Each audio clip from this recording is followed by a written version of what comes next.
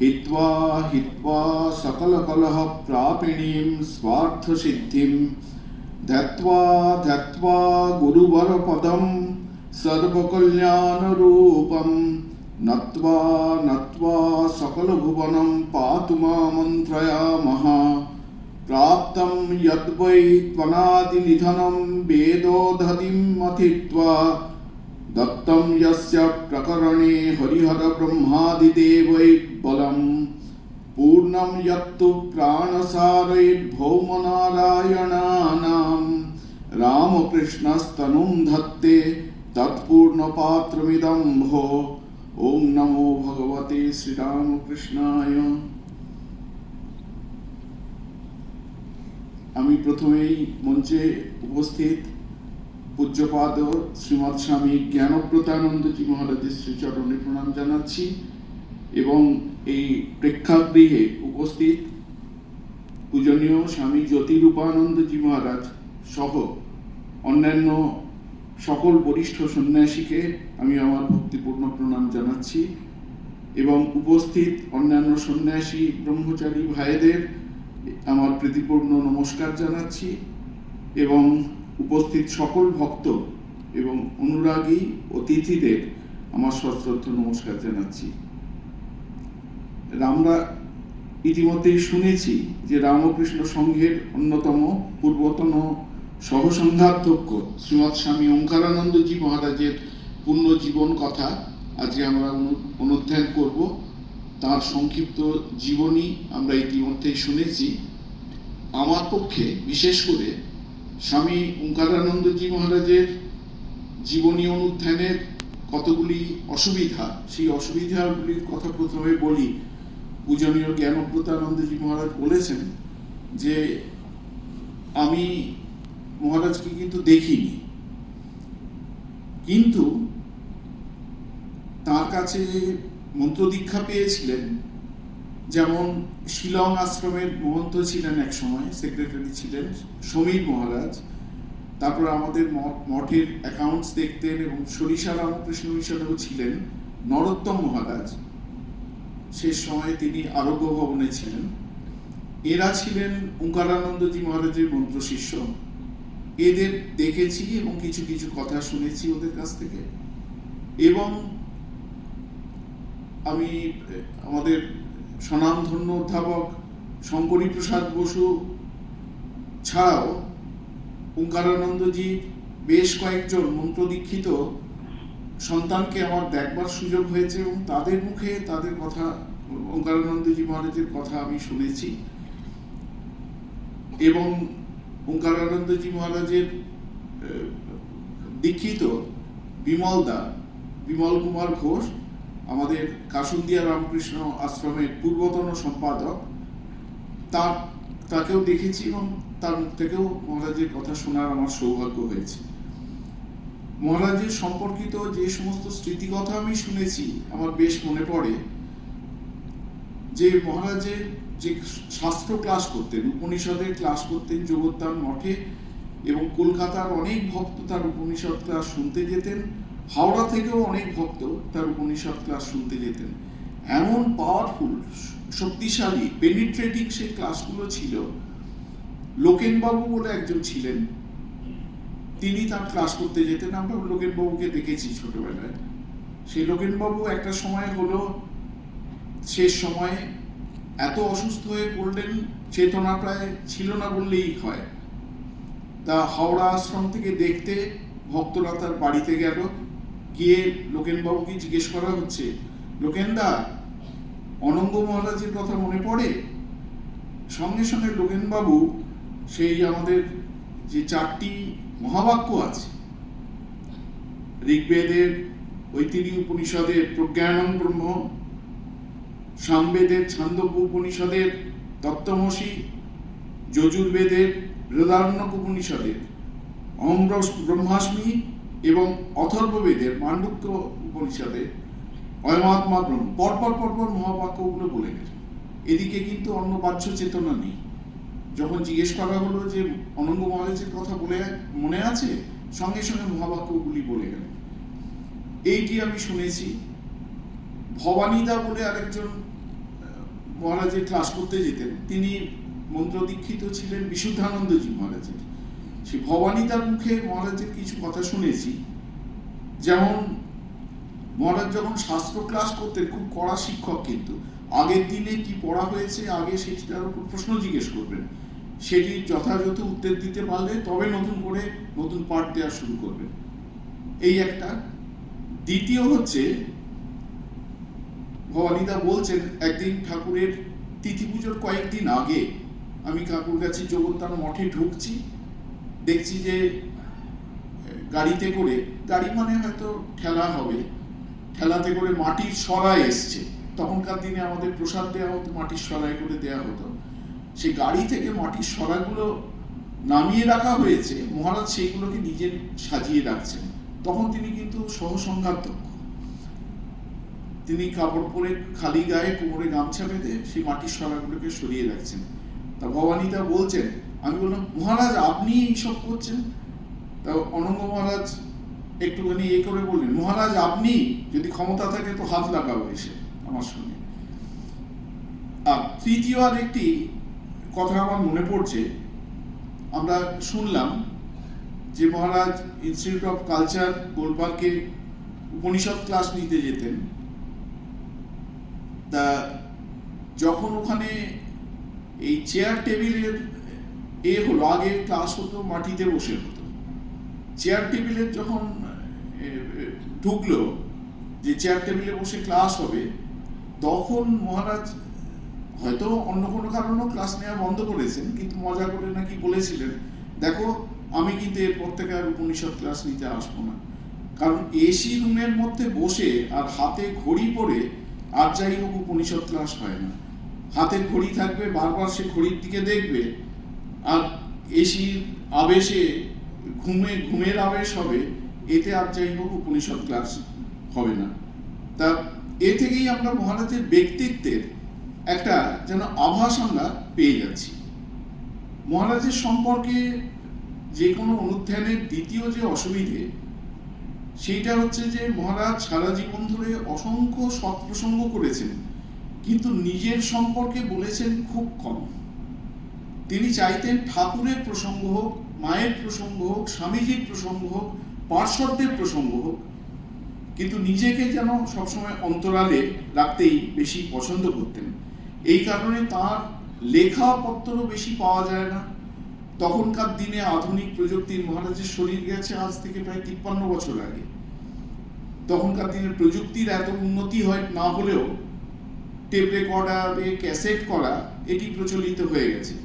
কিন্তু মহারাজের অজান্তে যদি কেউ টেপ রেকর্ডারে ক্যাসেট করতেন তাহলে সেটি হয়তো ঠিক আছে, কিন্তু মহারাজকে জানিয়ে তার বক্তৃতা ক্যাসেট করার পারমিশন প্রায় ছিল না বললেই চলে। একবার হাওড়া আশ্রমে মহাভারতের উপর একটা বক্তৃতা দিয়েছেন এবং অসাধারণ সে বক্তৃতা হয়েছে এবং ঘটনাক্রমে সেটি রেকর্ডও করা হয়েছে। তারপর মহারাজ যখন জানতে পেরেছে যে ওই বক্তৃতা রেকর্ড করা হয়েছে, সঙ্গে সঙ্গে ডাকিয়ে এনে যে রেকর্ড করেছিল এরকম মোছো এক্ষুনি মোছো, ওরা এক্ষুনি ইরেজ করে দিতে হবে। পরে তখন সেই সময় স্বামী গম্ভীরানন্দজি মহারাজ আমাদের জেনারেল সেক্রেটারি মঠে, মহারাজের কানে যখন ওই খবরটি এলো, যে ভক্ত এই রেকর্ডটি করেছিলেন তিনি এসে বলেছেন, গম্ভীর মহারাজ সেই ভক্তকে খুব তিরস্কার করলেন, স্নেহ মিশ্রিত তিরস্কার। বললেন যে হ্যাঁ মহারাজ অত্যন্ত পূজনীয়, তিনি মুছে দিতে বলেছেন বক্তৃতা, নিশ্চয়ই মুছে দেবে, কিন্তু তার আগে একটা কপি করে তারপর তো মুছে দেবে। তা এই রকম হচ্ছে স্বামী ওঙ্কারানন্দজি মহারাজ। তিনি এমনকি যখন দীক্ষা দিতে শুরু করেছেন, তাকে গিয়ে একজন বলছেন যে মহারাজ আপনার ছবি দিতে হবে। মহারাজ খুব অদ্ভুত একটি কথা বলছেন আমার ফটো নিয়ে কি করবি? ঠাকুরের মূর্তিতে মনস্থির কর, ঠাকুরের স্ত্রী অঙ্গের যে কোনো একটি অংশের উপর মনোনিবেশ করতে পারিস তো উদ্ধার হয়ে যাবি। আমাকে তো তোদের এমনিতেই মনে পড়বে, চোখের সামনে দেখছিস, কথা বলছিস, চলছি, ফিরছি, এর তো মনের উপর ছাপ একটা থাকবেই। ঠাকুরকে দেখিসনি, ঠাকুরের ছবি দেখে মনের মধ্যে ঠাকুরকে তো তোরা দেখিসনি, ঠাকুরের ছবি দেখে মনের মধ্যে ঠাকুরের ছাপ স্পষ্ট করে তোল। ফটো রাখা মানে ঝঞ্ঝাট বাড়ানো, ঝাড়ো মোছো ঠিক করে রাখো, মরে যাওয়ার পরে সে ফটোকে কে দেখবে তার ঠিক নেই। ফটো রাখা একটা প্রচারও বটে। আমার ঘরে দেখ কারোর ফটো নেই, গুরুর ফটো নেই, ঠাকুরের ফটো নেই, গুরু মানে শ্রী মায়ের কাছে তার মন্ত্র দীক্ষা। গুরুর ফটো নেই, ঠাকুরের ফটো নেই, আমাকে যারা স্নেহ করতেন তাদের কারোর ফটো নেই। এই প্রসঙ্গে বলা দরকার যে ঠাকুরের 4 জন পার্ষদকে তিনি দেখেননি, নিরঞ্জনানন্দজি মহারাজ, যোগানন্দজি মহারাজ, ত্রিগুণাতীতানন্দজি মহারাজ এবং অদ্বৈতানন্দজি মহারাজ। এদের বাদ দিয়ে ঠাকুরের সকল সন্ন্যাসী পার্ষদকে তিনি দেখেছেন, শুধু তার নয় তাদের সান্নিধ্যে ঘনিষ্ঠ সংস্পর্শে মহারাজ এসেছিলেন। আর ঠাকুরের গৃহী ভক্ত তখন পর্যন্ত যারা ছিলেন 1910-11 নাগাদ, কারণ 1910-11 থেকে অনঙ্গ মহারাজ মঠে, বেলুড় মঠে আসতে শুরু করেছেন, ঠাকুরের শিষ্য ভক্ত অনুরাগী তাদের কাছে যেতে শুরু করেছেন, অনেককে দেখেছেন। তা বলছেন যে আমাকে যারা স্নেহ করতেন তাদের কারোর ফটো নেই। সুতরাং এই স্বামী ওঙ্কারানন্দজি মহারাজের সম্পর্কে অনুধ্যান করতে গেলে আমাদের লিখিত যে তথ্য আছে তার উপরই নির্ভর করতে হবে। মহারাজের ওপর এই কারণে লেখা অত্যন্ত কম, স্মৃতিকথাও অত্যন্ত কম। মহারাজের উপর যে লেখাগুলি রয়েছে, একটি প্রধান উপাদান হচ্ছে আমাদের রামকৃষ্ণ বিবেকানন্দ আশ্রম হাওড়া, এখন সেটি আমাদের রামকৃষ্ণ সংঘের একটি শাখা কেন্দ্র, অন্যতম একটি শাখা কেন্দ্র। সেখান থেকে প্রকাশিত শ্রীরামকৃষ্ণ স্বামী বিবেকানন্দ ও ধর্ম প্রসঙ্গ, এইটিতে অপূর্ব বই, একটা ক্লাসিক বলা যায় এই বইটি। দ্বিতীয় হচ্ছে সংসার আশ্রম থেকে একবার ওঙ্কারানন্দজি মহারাজের বিশেষ স্মারক সংখ্যা প্রকাশিত হয়েছিল, সংসার আশ্রমের যে ম্যাগাজিন বেরোয় সেখানে। তৃতীয় হচ্ছে নিবোধত একটি বিশেষ সংখ্যায় কয়েকজন মাতাজি মহারাজের স্মৃতিচারণ করেছিলেন। আমরা আজকের এই যে অনুধ্যান, সেখানে মহারাজের খুব সংক্ষিপ্ত জীবনী, যা ইতিমধ্যেই পড়া হয়েছে, কিন্তু তবুও আমি একবার সেটা পুনরাবৃত্তি করব, আমাদের একটু আলোচনা করতে সুবিধে হবে। এই সংক্ষিপ্ত জীবনীপঞ্জি ছাড়াও মহারাজের ব্যক্তিত্বের বর্ণালীর কয়েকটি দিককে আমরা ধরবার চেষ্টা করব। আমরা শুনেছি স্বামী আদি বিদ্যানন্দজি মহারাজ তার সংক্ষিপ্ত জীবনী পড়েছেন, যে 1894 সালে কলকাতায় তার জন্ম, 16-17 বছর তার যখন বয়স, অর্থাৎ 1910-11 থেকে তিনি বেলুড় মঠে আসা যাওয়া করতে শুরু করেন। 1912-তে শ্রীমদ মর্টন স্কুল থেকে এন্ট্রান্স পাস, খুব ছোটবেলা থেকে তিনি মাস্টারমশাইয়ের কাছে যাচ্ছেন, এবং স্কটিশ চার্চ কলেজ থেকে FA এবং পরবর্তীকালে BA পাস করেছেন। 1919-এ কলকাতার বিশ্ববিদ্যালয় থেকে দর্শনে MA, এবং ওই 19 সালেই MA পাস করবার পর তিনি মঠে যোগদান করলেন, এবং ওই 19 সালেই মহাপুরুষ মহারাজের কাছে তার ব্রহ্মচর্য, এ সম্পর্কে একটু পরে আমরা বলবো। 1923-এ তার হচ্ছে সন্ন্যাস, তখন তার বয়স মাত্র 29 বছর, সন্ন্যাস ও মহাপুরুষ মহারাজের কাছে। 1926-এ বেলুড় মঠে একটি মহাসম্মেলন হয়, সেখানে ভক্ত, অনুরাগী এবং সন্ন্যাসীরা সারা ভারত থেকে যোগদান করেছিলেন। সেখানে দুটি খুব গুরুত্বপূর্ণ সিদ্ধান্ত নেওয়া হয়েছিল ওই মহাসম্মেলনে। একটি সিদ্ধান্ত হচ্ছে আমাদের এই রামকৃষ্ণ সংঘের কাজকর্ম খুব সুষ্ঠুভাবে পরিচালনা করবার জন্য একটা ওয়ার্কিং কমিটি তৈরি করা হবে। আর দ্বিতীয় সিদ্ধান্ত হচ্ছে, যে ওয়ার্কিং কমিটির ধারা এখনো পর্যন্ত চলেছে, দ্বিতীয় আরেকটি সিদ্ধান্ত নেওয়া হয়েছিল যে যারা অল্প বয়স্ক সন্ন্যাসী তাদের কয়েকজনকে ট্রাস্টি হিসাবে নির্বাচন করা হবে। তা এই সিদ্ধান্ত অনুসারে 1929 সালে মাত্র 35 বছর বয়সে তিনি একজন বেলুড় মঠের অন্যতম ট্রাস্টি হিসাবে নির্বাচিত হন। 1935-এ মহাপুরুষ মহারাজের শরীর চলে গেল 34-এ, তারপর 35-এ মহাপুরুষ ওঙ্কারানন্দজি মহারাজের আর মঠে মন টিকল না। অনেকদিন থেকেই তার ইচ্ছে ছিল যে কাশীতে গিয়ে বাস করবেন এবং কাশীতে শাস্ত্র চর্চা করবেন, শাস্ত্র অধ্যয়ন করবেন। 1935-এ তিনি কাশী চলে গেলেন এবং এখানে প্রায় তিনি 15 বছর মতো ছিলেন। 1943-এ 49 বছর বয়সে তিনি কাশী অদ্বৈত আশ্রমের অধ্যক্ষ হন। 15 বছর কাশীতে কাটানোর পর 1950-এ তিনি মঠে ফিরে এলেন এবং মঠে কয়েক মাস থাকার পরেই তাকে কাকুরগাছি যোগদানের অধ্যক্ষ করে দেওয়া হলো। তিনি কাকুরগাছি যোগদানের ভার নিয়ে ওখানে চলে গেলেন।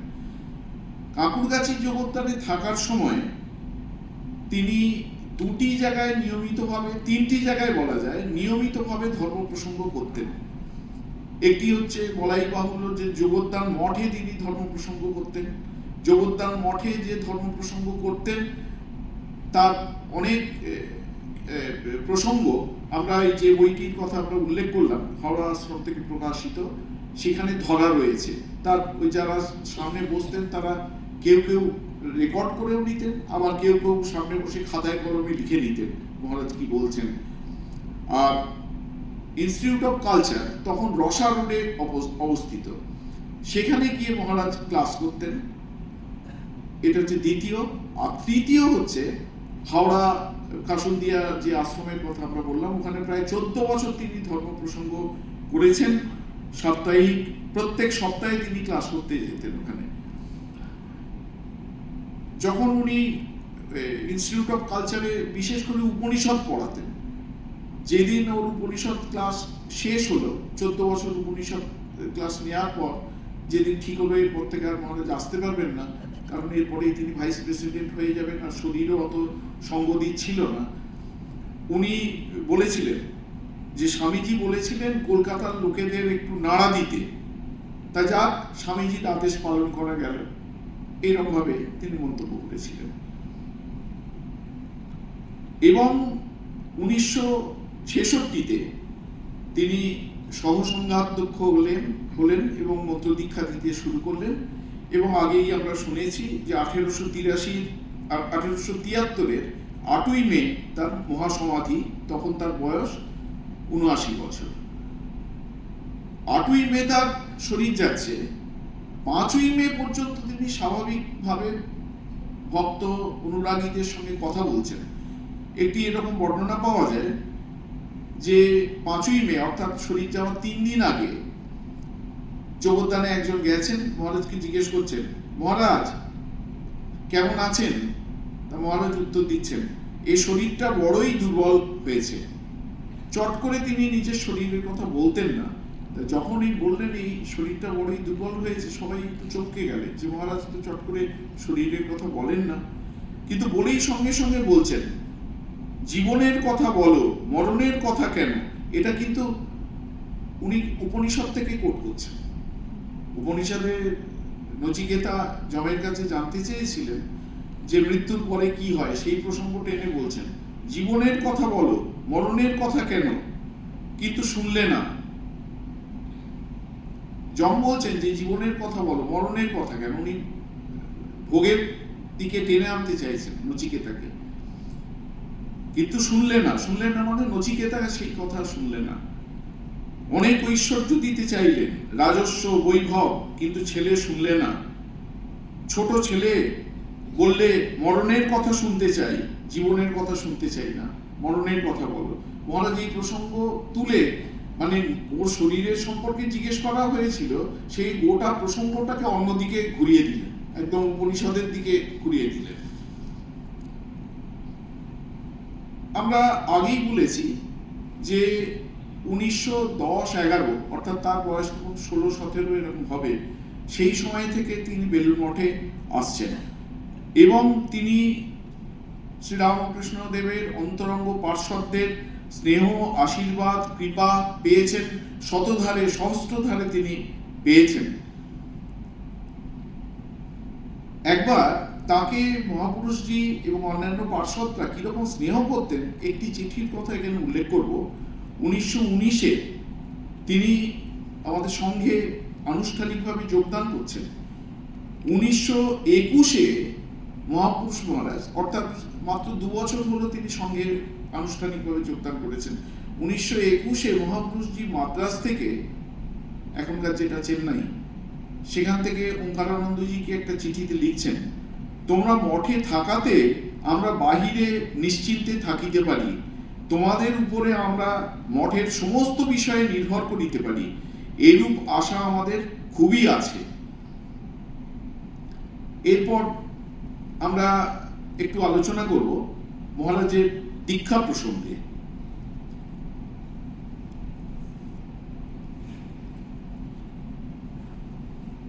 মহারাজের দীক্ষা হয়েছিল 1919-এ। এমএ পরীক্ষার পরেই তিনি বেলুড় মঠে যোগদান করবেন বলে প্রায় ঠিক করে ফেলেছেন।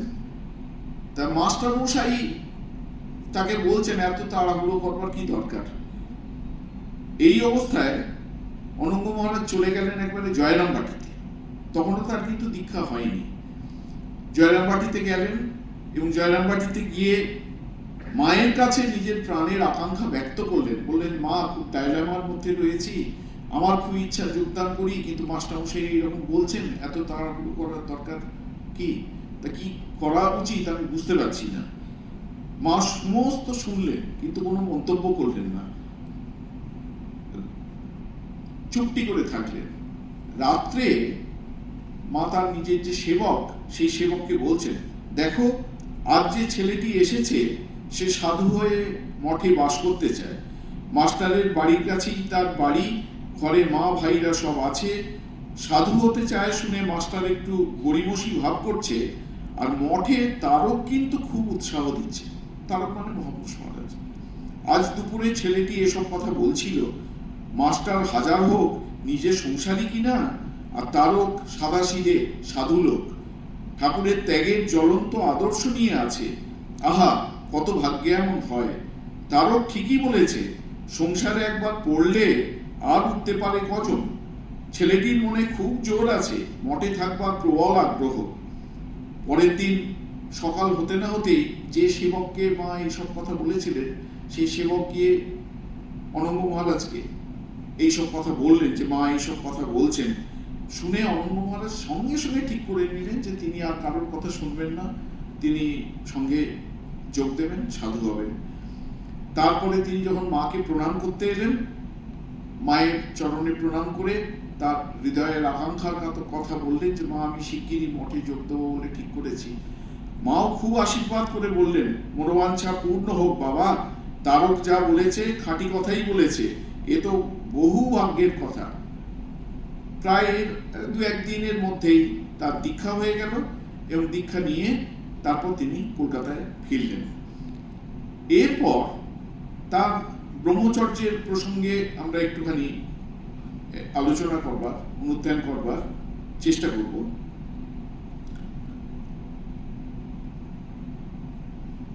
দীক্ষা নিয়ে, দীক্ষার কয়েকদিন আগের ঘটনা এটা। অনঙ্গ মহারাজ যখন মঠে আসা যাওয়া করতেন, তখন মঠের ম্যানেজার হচ্ছেন প্রেমানন্দ মহারাজ, বাবুরাম মহারাজ। বাবুরাম মহারাজ এদের দলটিকে খুব ভালোবাসতেন। বাবুরাম মহারাজের টানেই এরা সব মঠে যেতেন। মহাপুরুষজি সেসব দেখেছেন, দূর থেকে দেখেছেন। এরপর বাবুরাম মহারাজের যখন শরীর চলে গেল, তখন তারা মঠে আসা বন্ধ করে দিলেন। তা একদিন প্রায় 3-4 মাস পরে, 3-4 মাস মঠে আসেননি, 3-4 মাস পরে একদিন আবার অনঙ্গ সহ অন্যান্য যে বন্ধু বান্ধবদের গোষ্ঠী, তাদের নাম আদিবিদ্যানন্দজি মহারাজ উল্লেখ করেছেন, তারা মঠে এসছেন। স্বামীজির শয়ন কক্ষে তারা প্রণাম করতে উপরে উঠেছেন, আর মহাপুরুষজি গিয়ে সিঁড়ির তলায় নিচে চুপটি করে দাঁড়িয়ে আছেন। এবার ওরা যখন প্রণাম করে, স্বামীজিকে প্রণাম করে নিচে নামছেন, একেবারে মহাপুরুষ মহারাজের সামনে পড়ে গেছে, খুব অপ্রতিভ হয়ে গেছেন। আসতেই মহাপুরুষ মহারাজ খানিকটা অনুযোগ করেই যেন বলতে শুরু করলেন, তোমরা আজকাল মঠে আসো না কেন? আগে তো খুব আসতে। হ্যাঁ, আমি বুঝেছি তোমরা মঠে কেন আসো না। তোমরা ভেবেছো বাবুরাম মহারাজ নেই, এখন কে আমাদের আদর যত্ন করবে? তা আমি বলছি, বাবুরাম মহারাজ তোমাদের যেমন ভালোবাসতেন, আমিও তেমন তোমাদের ভালোবাসি, খুব ভালোবাসি। তোমরা মঠে যেমন আসতে তেমন আসবে। এই যে ওদের একটা বাঁধো ভাব ছিল, সেইটা একেবারে কেটে গেল। এরপর থেকে তারা খুব ঘন ঘন মঠে আসতে শুরু করলেন এবং এক এক করে সবাই যোগদান করলেন।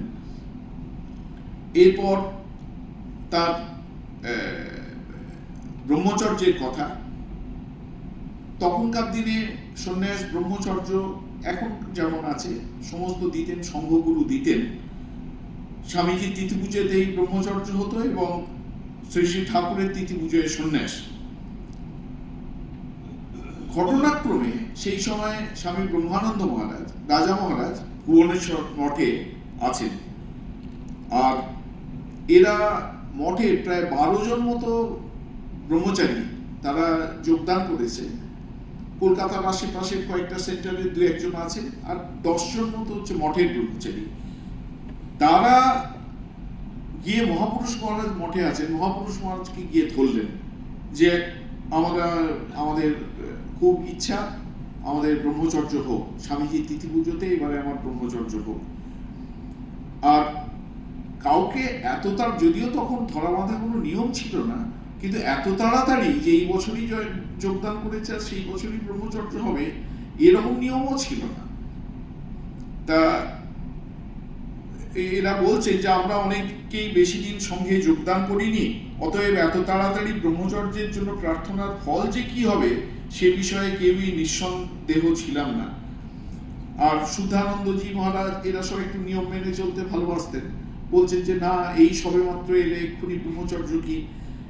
তা এরা মহাপুরুষ মহারাজকে যখন প্রেয়ার করলেন, মহাপুরুষ মহারাজ এদের প্রার্থনা সমস্ত ভুবনেশ্বর মঠে লিখে জানালেন যে এখানে 12 জনের মতো আছে, তাদের খুব আগ্রহ, আপনি তাদের এবছর ব্রহ্মচর্য দীক্ষায় দীক্ষিত করবেন। তা রাজা মহারাজ তখন বললেন যে না, আমার শরীরটা তো ভালো নয়, আমি এত তাড়াতাড়ি বেলুড় মঠে যেতে পারবো না।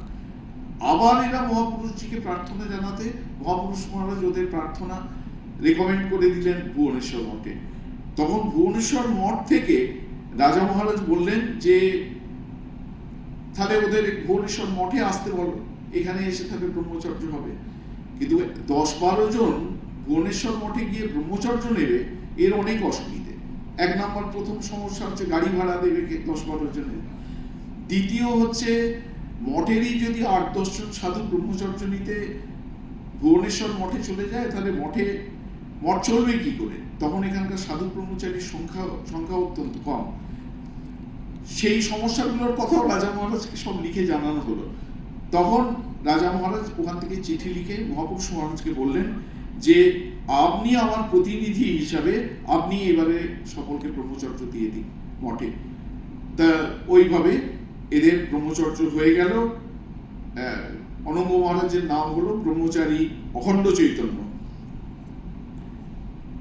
এরপর দেখা যায় এই ব্রহ্মচর্য দীক্ষার পর ওই অবস্থাতেই তাকে ঠাকুরের পার্ষদরা এত স্নেহ করতেন, তার উপর এত নির্ভর করতেন এবং তাকে এত যোগ্য বলে মনে করতেন যে আমাদের শালকিয়াতে একটি ক্লাব এখনো আছে, একটি বহু প্রাচীন ক্লাব, বিবেকানন্দ, আমার ঠিক নাম মনে পড়ছে, বিবেকানন্দ স্পোর্টিং ক্লাব।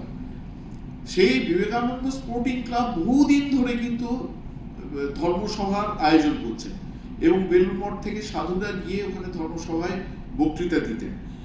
ওখান থেকে তখন মঠে চিঠি লেখা হলো যে আমরা এখানে গীতার ক্লাস শুরু করতে চাই, তা আপনারা একজন বেশ পণ্ডিত সাধুকে এখানে পাঠান যিনি নিয়মিতভাবে গীতার ক্লাস করবেন। তা মহাপুরুষ মহারাজ তখন নির্দেশ দিলেন যে ব্রহ্মচারী অখণ্ড চৈতন্য শালকিয়া স্পোর্টিং ক্লাবে যাবে এবং গীতার ক্লাস করবে। অনঙ্গ মহারাজ 18টি ক্লাস নিয়েছিলেন এবং 18টি ক্লাসে গীতার 18টি চ্যাপ্টারকে কভার করেছিলেন। এত পাণ্ডিত্যপূর্ণ সেই সমস্ত ক্লাস হতো। সেই মঠে ওই খবর রটে যাওয়ার পর মঠ থেকে অনেক সাধু ব্রহ্মচারী ওই অনঙ্গ মহারাজের ক্লাস শুনবার জন্যে শালকিয়া বিবেকানন্দ স্পোর্টিং ক্লাবে তারা তখন যেতেন এবং ওই ক্লাসে কি হলো, কি আলোচনা হলো সব শুনে এসে মহাপুরুষজিকে রিপোর্ট করতেন। প্রথম যেদিন অনঙ্গ মহারাজ ক্লাস নিতে যাবেন সেদিন তিনি, এর আগে তো কখনো ওরকম পাবলিক লেকচার তিনি দেননি, তারও একটুখানি ভয় ছিল। তিনি মহাপুরুষ মহারাজের ঘরে ঢুকে মহাপুরুষ মহারাজকে প্রণাম করে বলছেন যে মহারাজ আশীর্বাদ করুন, এই তো প্রথম ক্লাস নিতে যাবো, একটু ভয় ভয় করছে। মহারাজজি উঠে দাঁড়িয়ে একবারে অনঙ্গ মহারাজকে জড়িয়ে ধরে বলছেন, ঠাকুরকে মনে মনে প্রণাম করে বলতে আরম্ভ করবে, দেখবে সব ঠিক হয়ে যাবে। এইসব অদ্ভুত ঘটনা অনঙ্গ মহারাজের জীবনে আছে। এরপর 1923-এ ঠাকুরের তিথি পূজাতেই মহাপুরুষ মহারাজের কাছে তার সন্ন্যাস, ইতিমধ্যেই আমরা সে কথা উল্লেখ করেছি। স্বামী ওঙ্কারানন্দজি মহারাজের ব্যক্তিত্বের বর্ণালীর প্রসঙ্গে দু চার কথা।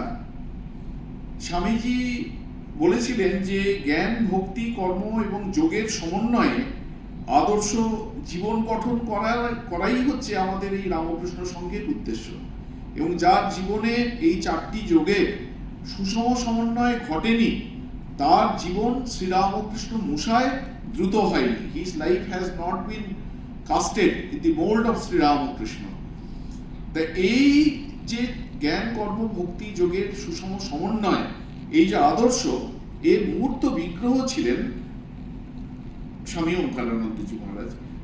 তার প্রথমে তার শাস্ত্র চর্চা প্রসঙ্গে একটুখানি আমরা উল্লেখ করতে পারি। তার কিরকম তার শাস্ত্র প্রীতি ছিল সেই সম্পর্কে মহারাজের খুব সঙ্গ করেছেন, মহারাজের স্নেহ পেয়েছেন, এরকম একজনের স্মৃতি কথা আমি উদ্ধৃত করব। আমাদের রামকৃষ্ণ সংঘের দ্বাদশ সংঘাধ্যক্ষ পরম পূজ্যপাদ স্বামী ভূতেশানন্দজি মহারাজের। মহারাজ বলছেন, শাস্ত্র চর্চায় আগ্রহ থাকলেও কারোর কারোর খুব থাকলেও মঠে তখনকার দিনে পরিবেশ শাস্ত্র চর্চার অনুকূল খুব একটা ছিল না। তখন ইলেকট্রিক আলো নেই, খরচের অর্থের এত টানাটানি যে কেরোসিন তেলেরও রেশন, আলো জ্বালাবার তেল এমন বেশি পাওয়া যেত না যে বেশি রাত পর্যন্ত আলো জ্বালিয়ে পড়াশোনা করি। ঠাকুর ঘরে, অর্থাৎ পুরানো ঠাকুর ঘরে যে সেজের বাতি জ্বালানো হতো, সেই বাতির তলার অংশগুলি অনঙ্গ মহারাজ জোগাড় করে রাখতেন। সেগুলি জ্বালিয়ে রাত জেগে শাস্ত্রপাঠ হতো। তার নিজের ঘরটিও মোটেই সুবিধে ছিল না। গেস্ট হাউসের একেবারে উপরে একটি ছোট ঘর ছিল, যাকে আমরা টং বলতাম। সেখানে তিনি থাকতেন। বৃষ্টি হলে সেখানে জল ঢুকতো, জিনিসপত্র ভিজে যেত। তিনি সেসব ভ্রুক্ষেপ করতেন না। অসাধারণ নিষ্ঠার সঙ্গে একাগ্র মনে শাস্ত্রচর্চা করতেন।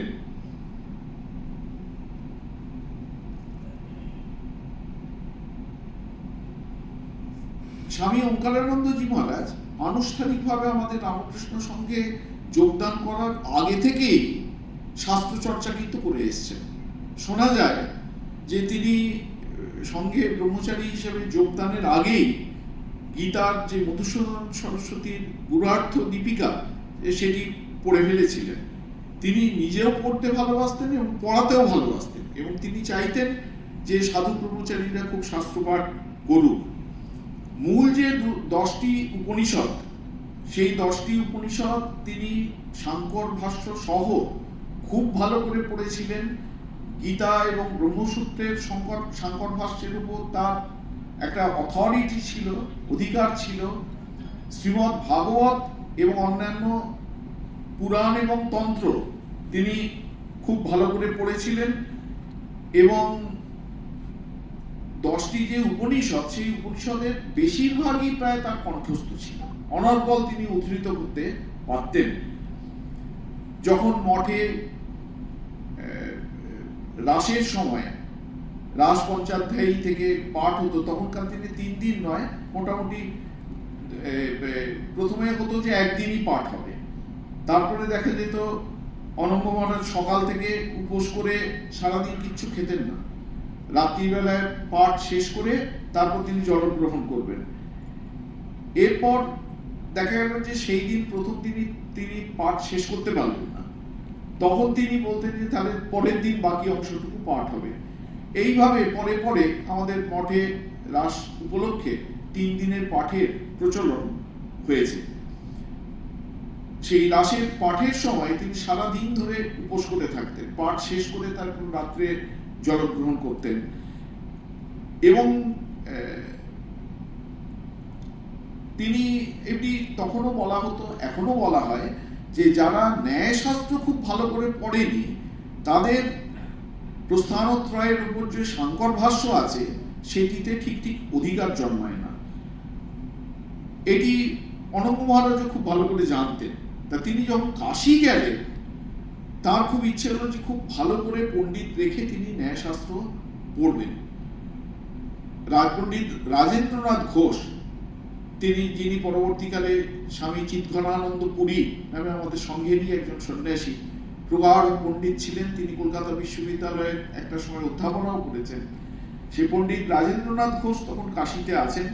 তিনি ন্যায়ের একজন পণ্ডিত ঠিক করে দিলেন, হারান পণ্ডিত বলে। তা সেই হারান পণ্ডিত এত ব্যস্ত মানুষ, তিনি বললেন যে আমি 30 মিনিটের বেশি কিন্তু সময় দিতে পারবো না। তো তাই সই, উনি হারান পণ্ডিতের কাছে ন্যায় শাস্ত্র পড়তে যাচ্ছেন। দেখা যাচ্ছে 30 মিনিট দূরের কথা, 3 ঘন্টা হয়ে গেছে পাঠ, সে পড়ানো আর শেষ হয় না। যখন হারান পণ্ডিতকে জিজ্ঞেস করা হলো যে পণ্ডিত মশাই আপনি তো বলেছিলেন 8 ঘন্টার বেশি সময় দিতে পারবেন না, যেহেতু 3 ঘন্টা 3.5 ঘন্টা হয়ে যাচ্ছে, তো শাস্ত্র পাঠ আর শেষ হয় না।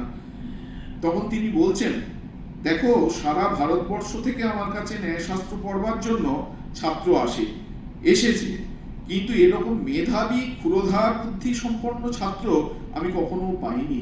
এরকম ছাত্রকে পড়িয়েও আনন্দ। এরপর শুধু কেবলমাত্র তিনি যে ন্যায়শাস্ত্র পড়লেন তাই নয়, কাশীর পণ্ডিতদের কাছে একদম সরল দর্শনটাই পড়ে ফেললেন।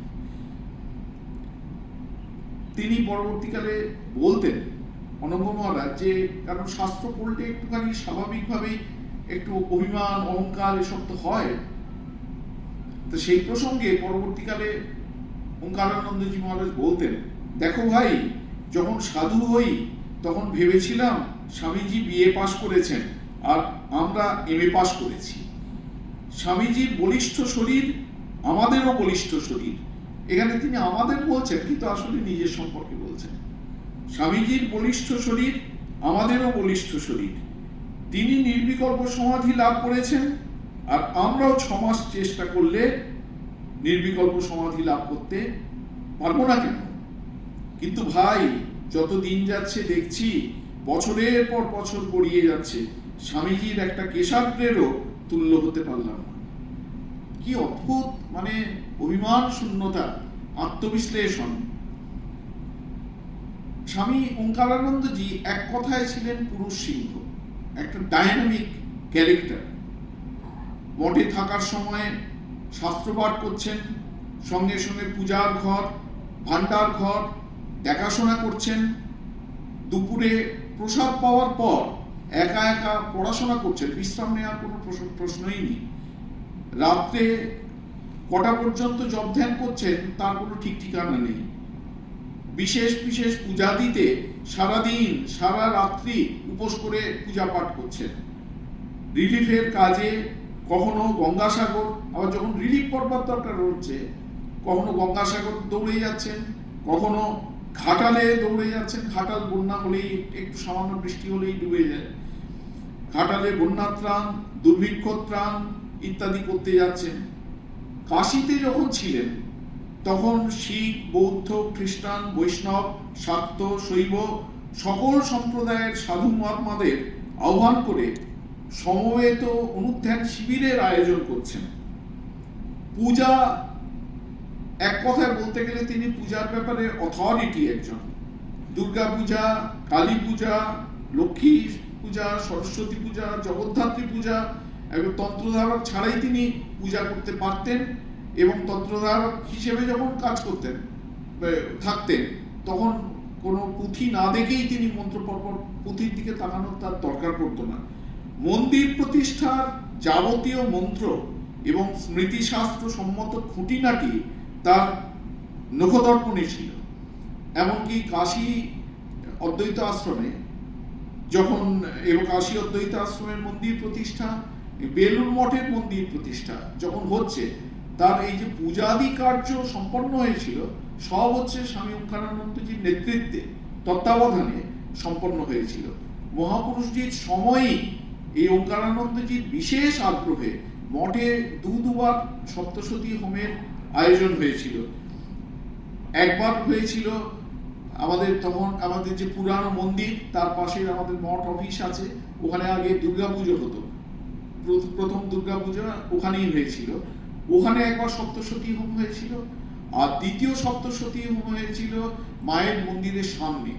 এই স্বামী অপূর্বানন্দজি মহারাজ স্মৃতিচারণ করেছেন, বলছেন যে এই মায়ের মন্দিরের সামনে যখন সপ্তশতী হোম হবে তার কয়েক মাস আগে থেকে তোড়জোড় হচ্ছে।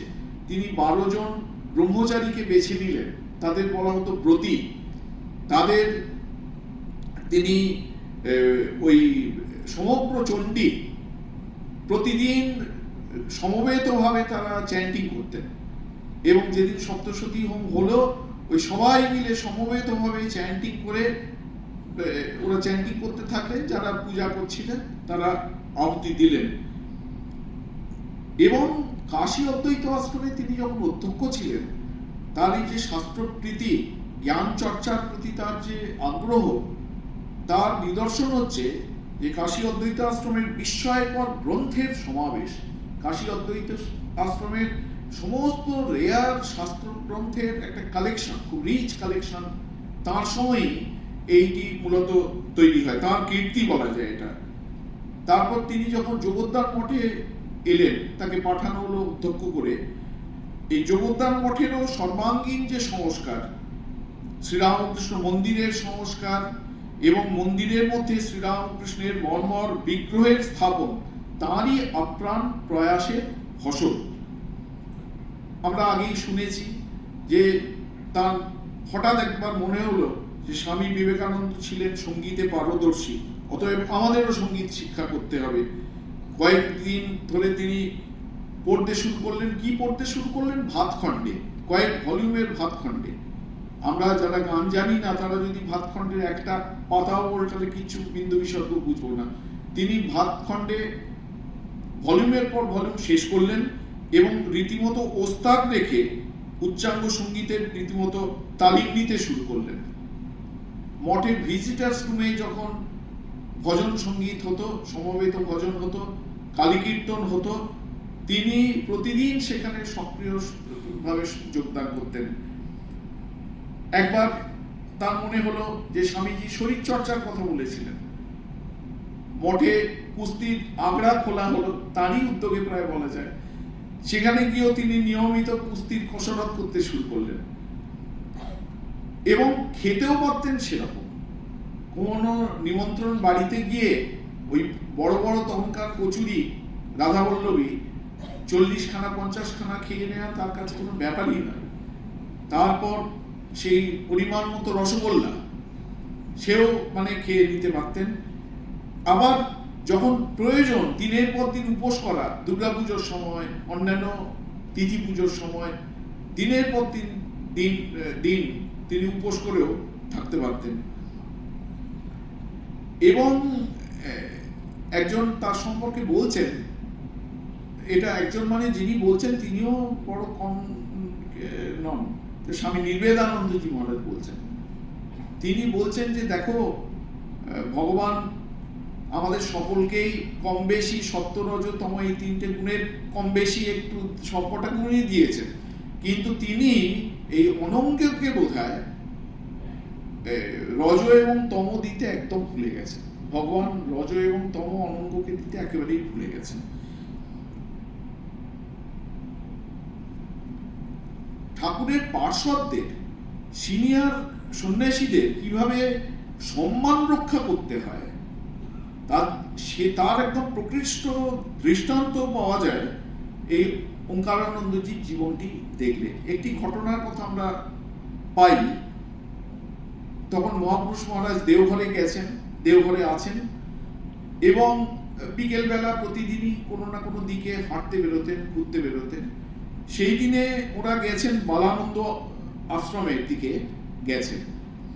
এবার বালানন্দ ব্রহ্মচারীর আশ্রমের পাশ দিয়ে যখন যাচ্ছেন, হঠাৎ শুনলেন এটি হচ্ছে বালানন্দ ব্রহ্মচারী, খুব উচ্চকোটির সাধক একজন, বালানন্দ ব্রহ্মচারীর আশ্রম। তা তিনি সব তার সাঙ্গপাঙ্গদের নিয়ে বালানন্দ ব্রহ্মচারীর আশ্রমে ঢুকে পড়লেন। অনঙ্গ মহারাজও তখন সেখানে ছিলেন, অনঙ্গ মহারাজ, জগদানন্দজি, এরা সব ছিলেন। বালানন্দ ব্রহ্মচারী বললেন যে আমি না ডাকতেই রামকৃষ্ণ সংঘের প্রেসিডেন্ট মহাপুরুষ মহারাজ চলে এসেছেন। বললেন, মহারাজ এরকম করে আশ্রমে এলে হবে না, একদিন আমি আপনাকে আশ্রমে নেমন্তন্ন করব, সেদিন আপনাকে বিশেষভাবে এখানে আসতে হবে। তো মহাপুরুষ মহারাজ বললেন, ঠিক আছে আমি আসবো। তা পরে একদিন এই অনঙ্গ মহারাজ, জগদানন্দজি এদের সব নিয়ে মহাপুরুষ মহারাজ বালানন্দ ব্রহ্মচারীর আশ্রমে গেলেন। এবার ঢোকার পর ওদের একটি নিম গাছ আছে, সেই নিম গাছের চারপাশটায় সুন্দর করে বাঁধানো আছে। সেই বাঁধানো বেদির ওপর মহাপুরুষ মহারাজ, বালানন্দ ব্রহ্মচারী, জগদানন্দজি এরা সব বসে আছেন। ওঙ্কারানন্দজি এবং অন্যান্য যারা জুনিয়ররা তার পেছনে দাঁড়িয়ে আছেন। বালানন্দ ব্রহ্মচারী এবং মহাপুরুষ মহারাজের আলোচনা হচ্ছে যে জ্ঞানী এবং বিজ্ঞানীর পার্থক্যটা কি, এই সম্পর্কে আচার্য শঙ্কর কি বলছেন, এবং আচার্য শঙ্কর নিজে জ্ঞানীর পর্যায়ে পড়েন না বিজ্ঞানীর পর্যায়ে পড়েন, সমস্যাটা হচ্ছে এইটা। তা মহাপুরুষ মহারাজ সঙ্গে সঙ্গে বললেন যে আচার্য শঙ্কর বিজ্ঞানী। একটু বালানন্দ ব্রহ্মচারী মেনে নিলেন, কিন্তু একটু দূরে বালানন্দ ব্রহ্মচারীর একজন শিষ্য পূর্ণানন্দ, স্বামী পূর্ণানন্দ, তিনি দাঁড়িয়েছিলেন। তিনি এগিয়ে এসে মহাপুরুষটিকে বলছেন, একটি সংস্কৃত শ্লোক কোট করলেন, কোট করে বলছেন, তাহলে এই শ্লোকে বলুন যে এই শ্লোকটির অর্থ কি, এই শ্লোকে আচার্য শঙ্কর কি জ্ঞানী না বিজ্ঞানী? মহাপুরুষ মহারাজ চুপ করে রয়েছেন, আর তার সঙ্গে যারা গেছেন তারা সবাই অনঙ্গ মহারাজের গায়ে চিমটি কাটছে, বলতে, এই তুই গিয়ে উত্তর দে না, তুই শাস্ত্র পড়া লোক, তুই গিয়ে উত্তর দে। তা অনঙ্গ মহারাজ বলছেন, আমি আর দুই মহাপুরুষের কথা হচ্ছে, তাদের মধ্যে আমি আর ঢুকি কেন? আর তারপর এখানে যেমন জগদানন্দজি মহারাজের মতো মানুষ রয়েছেন, তিনি মনে করলে এর উত্তর দেবেন। কিন্তু ওই পূর্ণানন্দ আবার মহাপুরুষজিকে বললেন, আমাকে বলুন এই শ্লোকে শঙ্করাচার্য জ্ঞানী কি বিজ্ঞানী? তখন অনঙ্গ মহারাজ বলছেন, স্মৃতিচারণ করেছেন, বলছেন, আমি আর থাকতে পারলুম না, আমি দাঁড়িয়ে উঠে হাত জোর করে বললেন, যদি অনুমতি করেন আমি তবে উত্তরটা দিয়ে দিই। এই শুনে মহাপুরুষজি বললেন, হ্যাঁ হ্যাঁ দাও দাও। বলছেন, তখন আমি পূর্ণানন্দকে বললাম, আপনি তর্ক করতে চান না অধ্যাত্ম শুনতে চান? পূর্ণানন্দজি বললেন, আমি অধ্যাত্ম শুনতে চাই। তখন আমি বললাম, অধ্যাত্মের কথাই তো হচ্ছিল এদের দুজনের মধ্যে, সেখানে আপনি বাধা সৃষ্টি করলেন, তার মানে আপনি তর্কই চান। তা তর্ক যখন হবে তাহলে তার তো একটা ভাষা দরকার, সে ভাষাটা ঠিক হোক। বলুন, বাংলায় তর্ক হবে, হিন্দিতে তর্ক হবে, ইংরেজিতে তর্ক হবে না সংস্কৃতে তর্ক হবে? আমি হিন্দিটা খুব ভালো জানি না, আমি অন্য তিনটে ভাষার যে কোনো একটাই আমি কিন্তু তর্ক করতে রাজি আছি। এই কথাগুলি যখন জোরের সঙ্গে অনঙ্গ মহারাজ বলছেন, তখন বালানন্দ ব্রহ্মচারী বুঝতে পেরেছেন যে একটা কিছু গড়বড় হতে যাচ্ছে, এবং উনি এই অনঙ্গ মহারাজের কথা জানতেন। উনি তখন ওই পূর্ণানন্দকে ধমক দিয়ে বলছেন, তুমি করছো কি, ওরা আমাদের নিমন্ত্রিত, তুমি এখান থেকে চলে যাও, তোমার এখানে থাকার কোনো দরকার নেই, বলে ওই পূর্ণানন্দকে ওই জায়গা থেকে বালানন্দ ব্রহ্মচারী সরিয়ে দিলেন। তো অনঙ্গ মহারাজ তারপরে মন্তব্য করছেন, আমার মনে হলো যেন বাঘের মুখ থেকে কেউ ছাগলকে সরিয়ে নিয়ে চলে গেল, আমার গাটা কড়কড় করতে লাগলো। সংঘ গুরুর কি করে মর্যাদা রক্ষা করতে হয় সেই দেখে ওখানে যারা উপস্থিত ছিলেন সকলেই বিস্ময়ে স্তব্ধ হয়ে গিয়েছিলেন। আমাদের সময় প্রায় শেষ হয়ে এসছে। এইটুকু শুধু বলা যে আমাদের এই যে আজকে ব্রহ্মচারী প্রশিক্ষণ কেন্দ্র প্রায় 70 বছর হতে চলল। 1956 সালে যার যাত্রা শুরু, আনুষ্ঠানিক যাত্রা শুরু, এই ব্রহ্মচারী প্রশিক্ষণ কেন্দ্রের পেছনেও, নির্মাণের পেছনেও কিন্তু ওঙ্কারানন্দজির প্রভূত অবদান। আমাদের রামকৃষ্ণ সংঘের দশম সংঘগুরু শ্রীমৎ স্বামী বীরেশ্বরানন্দজি মহারাজ, তিনি তার এক স্মৃতিকথায় বলছেন যে 1935-36 সালে এই যে আমাদের একটা ব্রহ্মচারী প্রশিক্ষণ কেন্দ্র দরকার, তা সেখানে কি কি পড়ানো হবে, কি কি ভাবে পড়ানো হবে, এবং সেখানে আর কি কি সব কাজকর্ম থাকবে, এই সম্পর্কে অনঙ্গ মহারাজ সমস্ত আমাকে কিন্তু তখন আমার সঙ্গে আলোচনা করেছিলেন এই বিষয়ে। আর আমাদের সময় হয়ে গেছে, গম্ভীর মহারাজেরও এখানে একটুখানি কথা উল্লেখ করা যায়। আমাদের রামকৃষ্ণ সংঘের একাদশ সংঘগুরু পূজ্যপাদ স্বামী গম্ভীরানন্দজি মহারাজ, তিনি বলছেন যে ওঙ্কারানন্দজি মহারাজ এত পণ্ডিত কিন্তু এত অভিমান শূন্য। তিনি তখন ব্রহ্মচারী দেওঘরে রয়েছেন, সেই অবস্থাতেই গম্ভীর মহারাজ দেওঘরে রয়েছেন, বললেন আমি সিদ্ধান্ত লেশ সংগ্রহ, আমার ইচ্ছে হলো যে বাংলায় আমি ট্রান্সলেশন করব। কেন না করলে আমার নিজেরই এই প্রকরণ গ্রন্থটি আরো ভালো করে বুঝতে পারবো। যাই হোক, ট্রান্সলেশন সম্পূর্ণ হলো। আমি ওঙ্কারানন্দজিকে বললাম যে মহারাজ, আপনি যদি কৃপা করে এই বইটি আদ্যপান্ত এডিট করে দেন তাহলে আমি খুব কৃতার্থ বোধ করবো। তখন ওঙ্কারানন্দজি বললেন আমি গরমের ছুটিতে যখন এতে যাব, দেওঘরে যাব, তখন আমি এই বইটিকে দেখবো, এই কাজটা করব।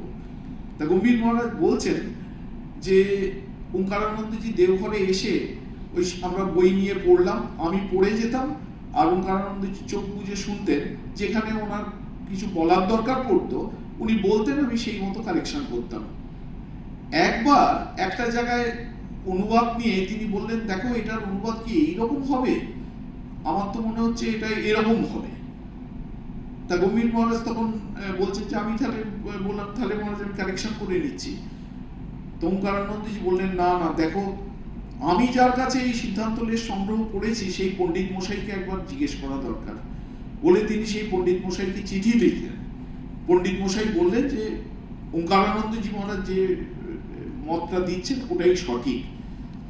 তা এই যে তিনি নিজে একজন অথরিটি, কিন্তু তিনি যখন কোনো সংশয় হচ্ছে, সে সংশয়ের ক্ষেত্রে আরেকজন পণ্ডিতকে রেফার করছেন, একদম সম্পূর্ণ অভিমান শূন্য একটা এই চিত্র আমরা দেখি। আমাদের সময় হয়ে গেছে, আমরা এই অনুধ্যান এখানেই শেষ করছি। ওম শান্তি শান্তি শান্তি। হরি